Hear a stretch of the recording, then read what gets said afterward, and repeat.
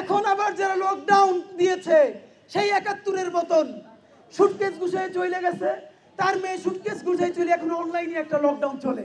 বাংলাদেশের বিরোধী দল যত আন্দোলন করেছে প্রত্যেকটাই যে পঙ্কজ দেবনাথের বিহঙ্গ নিজেদের গাড়িতে নিজের আগুন লাগাইয়া তারপরে অগ্নি সন্ত্রাস নাম দিয়েছে। দেখেন মিডিয়ার ভাইরা রাগ করেন না, আপনারা জানতেন তবু আওয়ামী লীগের ন্যারেটিভ আপনারা লিখতেন বিএনপির অগ্নি সন্ত্রাস, জামাতের অগ্নি সন্ত্রাস, হেফাজতের রাতে রক্তের নদী বসাই দেওয়া হয়েছে, গুলি কইরা লাশগুলো পর্যন্ত গুম কইরা ফেলা হয়েছে।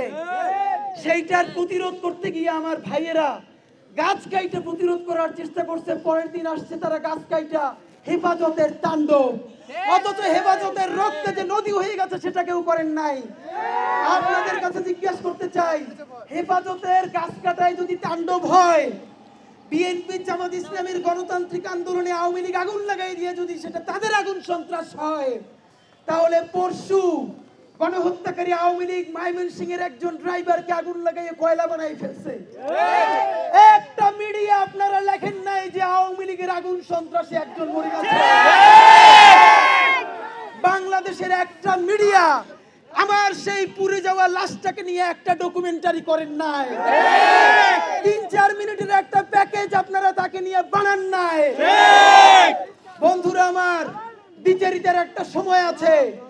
এখন আবার যারা লকডাউন দিয়েছে সেই ৭১-এর মতন সুটকেস গুছায় চলে গেছে, তার মেয়ে সুটকেস গুছায় চলে এখন অনলাইনে একটা লকডাউন চলে।